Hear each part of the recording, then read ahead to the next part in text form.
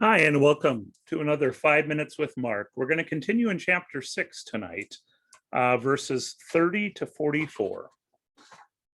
The apostles gathered around Jesus and told him all that they had done and taught. He said to them, "Come away to a deserted place by yourselves and rest a while." For many were coming and going, and they had no leisure even to eat. And they went away in the boat to a deserted place by themselves. Now many saw them going and recognized them, and they hurried there on foot from all the towns and arrived ahead of them. As he went ashore, Jesus saw a great crowd and had compassion for them, because they were like sheep without a shepherd, and he began to teach them many things. When it grew late, his disciples came to him and said, "This is a deserted place, and the hour is now very late. Send them away so that they may go into the surrounding country and villages and buy something for themselves to eat." But he answered them, "You give them something to eat." They said to him, "Are we going to buy 200 denarii worth of bread and give it to them to eat?" And he said to them, "How many loaves have you? Go and see." When they had found out, they said, 5 and 2 fishes. Then he ordered them to get all the people to sit down in groups on the green grass. So they sat down in groups of hundreds and of 50s. Taking the 5 loaves and the 2 fish, he looked up to heaven and blessed and broke the loaves and gave them to his disciples to set before the people. And he divided the 2 fish among them. And all ate and were filled. And they took up 12 baskets full of broken pieces of the fish. Those who had eaten the loaves numbered 5,000 men.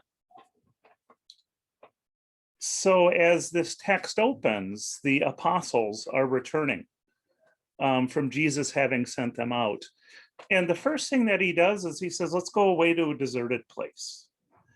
Again, I think that for me, this acknowledges the importance that Jesus places on this withdrawing, this getting rest, this recharging your batteries, this need to take time to be alone in your thoughts. And I think that's part of what Jesus is talking about with the disciples. But what ends up happening is as they get in a boat, the people see them leave. And by the time they get to where they're going, the crowd is there.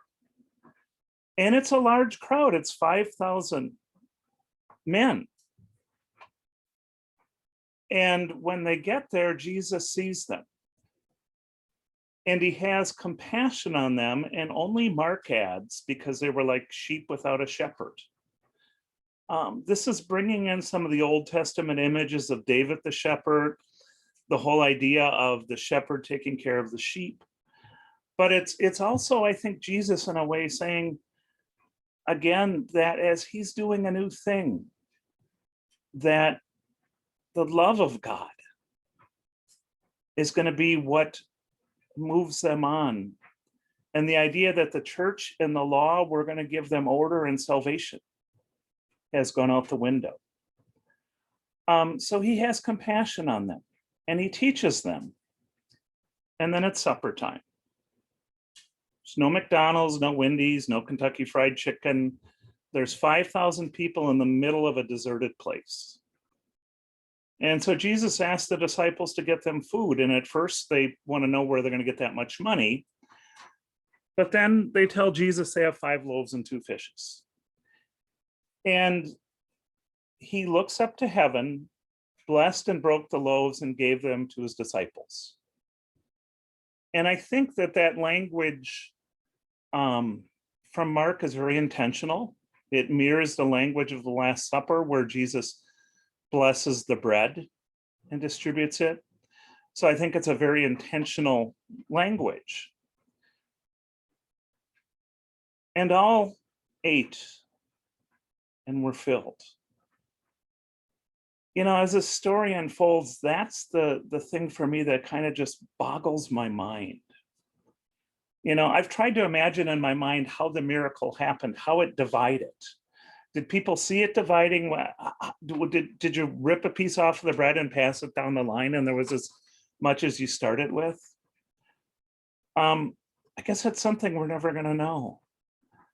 But part of what this story shows in a very different way, as it shows the full scope and the full power of Jesus, his ability to make 5 loaves and 2 fishes, feed 5,000 and turn into 12 baskets left. This is the kind of power, the healing power, the power of the Holy Spirit that the church leaders are afraid of. And as we move forward, it's the kind of power that's going to get him killed.